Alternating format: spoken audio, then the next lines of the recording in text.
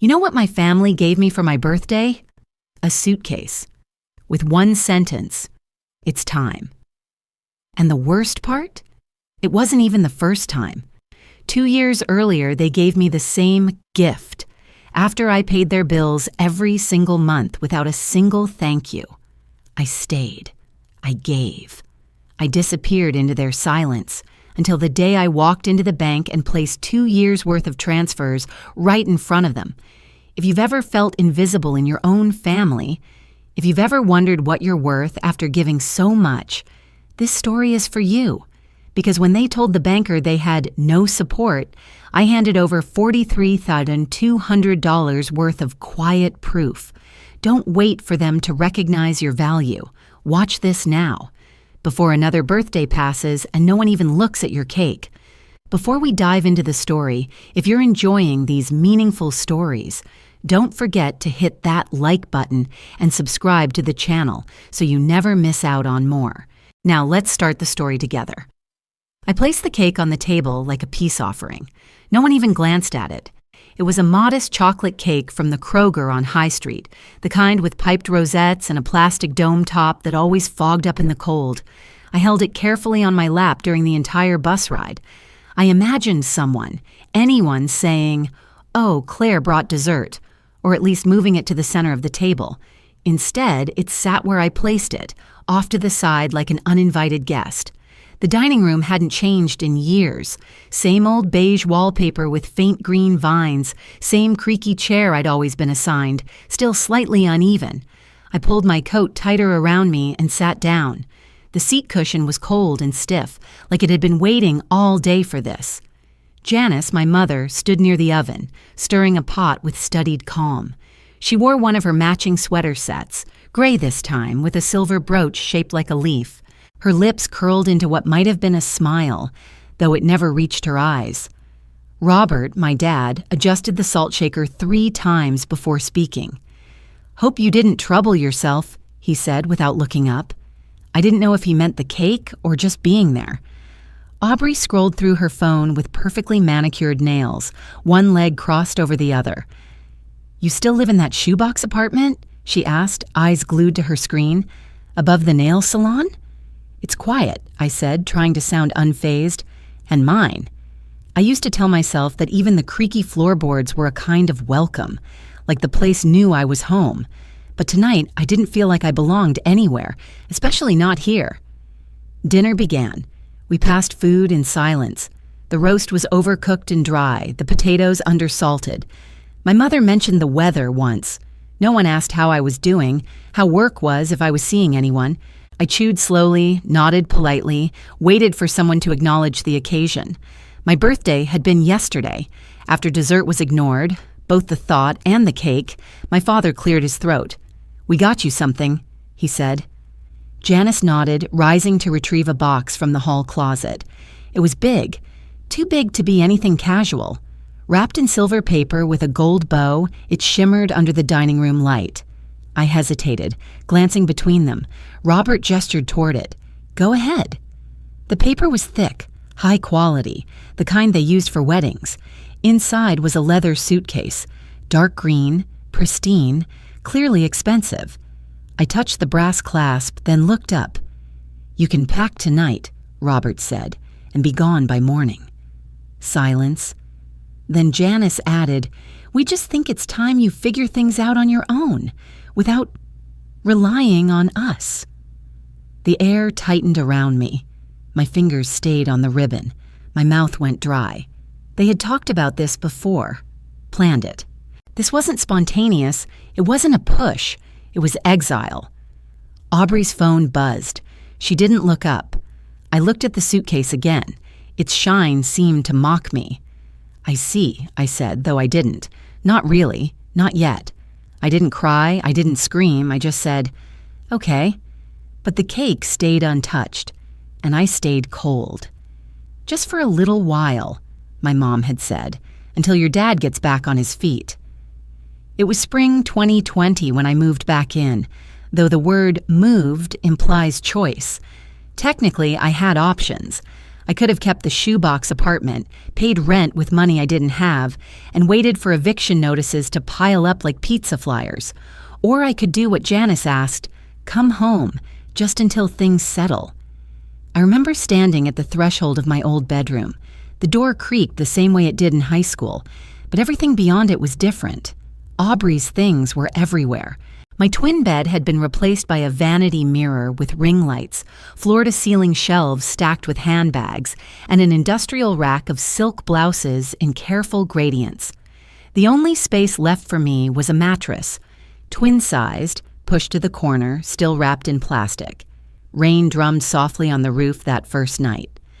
I lay there inhaling the faint smells of dry shampoo and Bath and Body Works candles. Somewhere in the distance, Aubrey was on the phone, laughing. I'd agreed to help while Dad was out of work. We just need a little support, Mom had said. So I wired them 1-800 every month. No questions, no conditions. No one ever mentioned it at dinner. Meals were silent except for silverware tapping ceramic. Mom would ask Aubrey about her internship or what her friends were posting. Dad grunted occasionally about the news. No one asked me anything. There was always something I was expected to do. Fold laundry, run errands, pick up dry cleaning, replace the shampoo, again. No one ever said thank you. Weeks bled into months. My bank account drained quietly. Then, one afternoon in June, I came home and saw Dad mowing the lawn. My stomach fluttered with hope. He was working again. Surely now we could talk about what came next. That evening, over meatloaf and iceberg lettuce, I waited for someone to say it. Nothing. After dishes, I stayed behind in the kitchen. Mom lingered too. "How's work going for Dad?" I finally asked. She nodded. "Good. Real good." I hesitated. "So, I was wondering if it makes sense now for me to make a plan?" Mom tilted her head. "Just a little while longer, sweetheart." I nodded, smiled even, pretended not to hear the voice inside me screaming. "I need $700, Aubrey said, like she was asking for a glass of water. It was a Thursday evening in February 2022. The house smelled faintly of reheated stir-fry, something Aubrey had nuked in the microwave and abandoned on the counter. Outside, slush piled unevenly along the driveway. The kitchen light buzzed softly above us. I was sorting through credit card statements, trying to make sense of the numbers, when she floated in, arms crossed, lip gloss perfect. I looked up slowly. "For what?" She blinked. "Destin, Florida, beach house with Kendall and them. I figured you'd be cool with it." I folded the last statement and placed it aside. "No." The silence that followed wasn't loud. It was sticky, tense. "No," she repeated, voice lighter now, like maybe she misheard. "I said no, Aubrey." She didn't say anything for 2 seconds. Then her lip wobbled, and like pressing a button, the sobs came, loud, exaggerated, almost operatic. She collapsed onto the couch, hand pressed to her forehead like a silent film actress.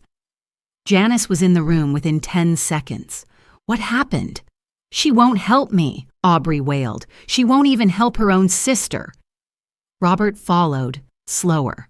"Claire, is this true?" I stayed seated.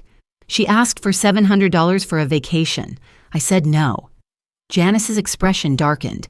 "Every time we ask for anything, you throw your money in our faces." That hit harder than I expected.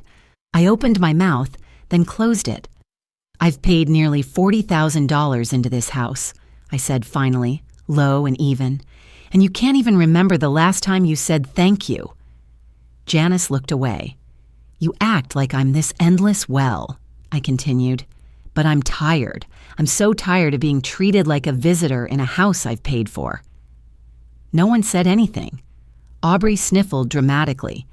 "She's always like this. So cold." I didn't reply.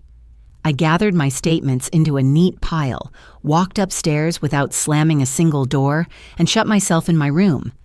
My twin bed waited in its plastic-wrapped exile. I sat down slowly, the mattress giving slightly under my weight. My hands trembled, but not from rage, from clarity. Tomorrow was my birthday. I already knew they'd forget. I sat there for a long time, staring at the walls. The posters from my childhood had long been taken down, replaced by scuffed paint and a few tacked-up reminders that this room now served other purposes. I had folded my life into a corner next to Aubrey's extra shoe rack and a box labeled Seasonal Decor. The birthday card I bought for myself lay unopened in the drawer, a silly ritual I picked up during college. When birthdays meant microwave cupcakes and discount wine, I used to write myself notes about hope, about hanging on. But tonight, I didn't take the card out. I already knew what it would say, and I didn't believe it anymore. The hallway outside creaked under someone's footsteps. I heard the refrigerator door open, the sound of a can being popped, and then nothing. Just the hum of the heating vent and the dull ache behind my eyes. I didn't cry. I didn't even sigh. Instead, I began writing a list. One column titled, What I've Given. The other, What They've Remembered. By the time I turned off the lamp, only one column had anything in it. The suitcase sat at the end of the table like a silent accusation. I hadn't expected much for my birthday. Not a card, not a hug. But I did stop on the way home to pick up a small cake. Vanilla with buttercream frosting and one sad candle already poking out the top. The kind they keep near the checkout, next to helium balloons and sympathy cards. I walked into the house quietly. It was too quiet. No TV blaring, no music. Just the uneven hum of the heating system and the faint scent of something warm. Rosemary, maybe, layered with baked carrots. The house was dim, the living room shadows crawling across the floor like they didn't want to be seen. In the dining room, they were already seated. Janice wore a blouse I hadn't seen in years, something with pearls at the collar. Robert had on a dress shirt. Even Aubrey had done her hair and wore lipstick. Janice looked up and smiled. "There's the birthday girl." I blinked. "You're waiting for me?" "Of course," Robert said smoothly. At the center of the table sat a square box, wrapped in navy paper with a silver bow. It looked expensive, intentionally so, performed generosity. I placed my cake on the counter. No one even looked at it, not even a glance. The candle tilted to one side. "Go ahead," Janice gestured. "Open it." I approached slowly, sitting down. The box was heavier than I expected. I unwrapped it carefully, almost out of obligation. The paper was thick, the kind that doesn't tear easily. Inside was a brand new suitcase, sleek, dark gray, hard shell, the kind of thing you gift someone about to go abroad, or away. Robert cleared his throat. "It's time." Just that. No discussion, no dramatic speech, just the way you'd say it was time to change the oil or pay the bill. I ran my fingers along the zipper, the handle. Still cool from the box. They were all watching me, expectantly, but not anxiously. This wasn't emotional. This wasn't about conflict. It was administrative, scheduled, sanitized. That was what made it worse. I didn't ask why, I didn't beg, I just nodded. I took a quiet dinner plate, set perfectly in front of me, and moved it back toward the center. No one tried to stop me. Janice folded her napkin neatly. Aubrey checked her phone. I left the cake untouched on the kitchen counter next to the recycling bin. The frosting had started to melt slightly at the edges. In my room, I stared at the drawers I never got to fill. I moved quietly, packing only what I could carry. Jeans, the birthday card I never opened, my favorite mug with the chipped handle. The air smelled like fabric softener and old dust. The suitcase's wheels whispered across the hardwood. I paused at the threshold and looked back once. No one was there, not even a cracked door or a fading echo of my name. By dawn, I packed the suitcase with everything I still recognized as mine and left before they woke up. The Uber arrived just as fog settled over the street. I didn't say goodbye, just clicked the trunk shut. They wore pearls and blazers, speaking softly to the banker like nothing had ever gone wrong. I hadn't planned on seeing them. I was just there to set up a new savings transfer, a midday errand between back-to-back meetings. The bank smelled of paper, printer ink, and the bitter tang of brewed coffee gone lukewarm in the corner. Sunlight spilled through tall windows, glinting off metal frames and glass desks. The whole place had a quiet hush to it, punctuated by the occasional ding of the service counter and the rhythmic thump of documents being stamped behind the partition. I had just sat down with the teller when I heard the voice. Janice. Her voice was low, her tone gentle, with just enough vulnerability to reel someone in. I turned instinctively. She was seated across from a banker at one of the side desks, just out of direct view. Aubrey was beside her, wearing a muted blue blazer, tapping one perfectly manicured nail against the edge of a file folder. They looked polished, urgent, but in control. "We don't really have family support," Janice said with a wistful smile. The banker nodded solemnly. "And you're applying for the second-tier refinance?" "That's right," Aubrey chimed in.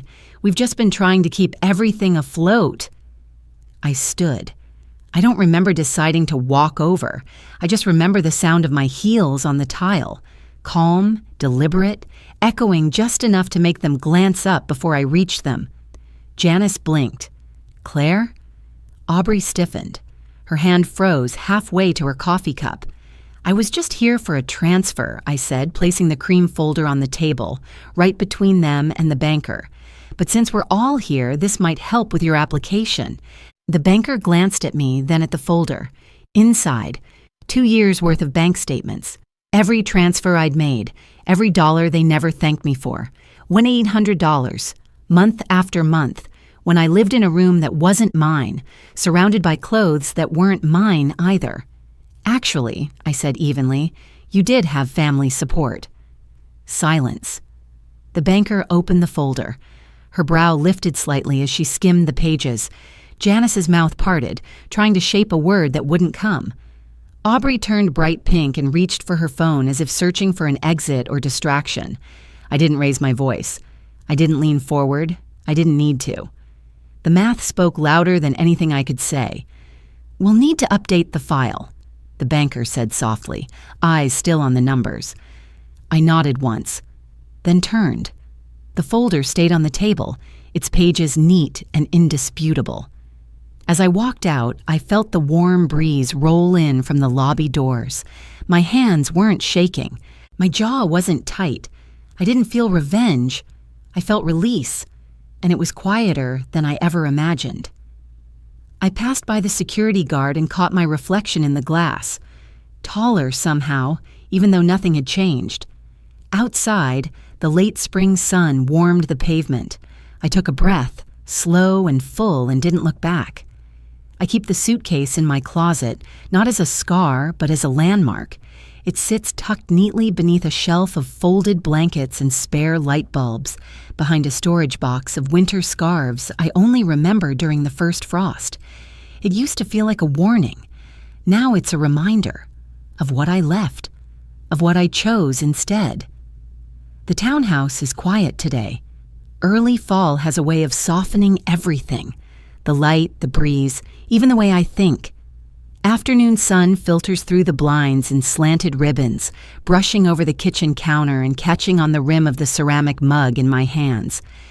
Carolyn arrives just after 3. She always knocks twice and then once more, like punctuation. She's holding a brown paper bag and a thermos. "Lemon muffins," she says, slipping off her shoes. "An actual coffee. None of that decaf tragedy." We sit by the small kitchen table, the one I bought secondhand from a woman who cried as she let it go. There's a chip in one of the legs, but it still stands. A lot of things do, even after they break a little.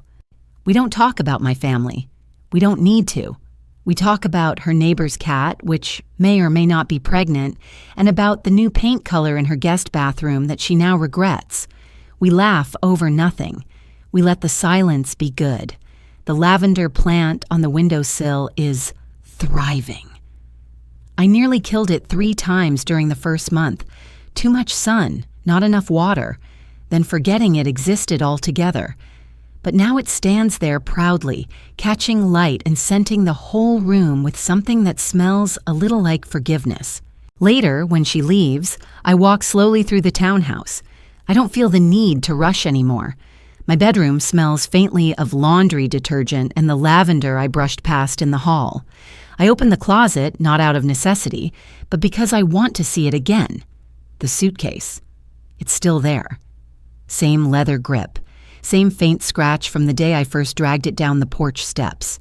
Only now, it doesn't hold weight. I sit on the edge of the bed and look around. The curtains are mine. The pillowcases are mismatched, but soft. The bookshelf tilts slightly to the right, but every book is one I chose. I remember what Carolyn once said when I told her everything. You don't owe them your life just because they gave you one. She was right. I don't need an apology. I don't need the past rewritten. I don't need them to remember my birthday or explain the suitcase or even say they were wrong, because now I have something they could never give me: peace. If anyone ever asks what happened to the older daughter, the one who left quietly on a snowy morning, they'll have to choose: lie or finally tell the truth, and either way, I won't be listening. Some days, I still glance at the suitcase in my closet, not with sorrow, but with quiet understanding. It reminds me how far I've come and what I had to leave behind to get here. Sometimes family isn't defined by blood, but by presence, respect, and truth. We don't always get the love we deserve from those we're born to, but we can build it, patiently, from scratch. And when we do, it lasts longer than apology. If this story spoke to something in you, I'd love to hear your thoughts. Feel free to share a memory, a lesson, or simply how you're doing today.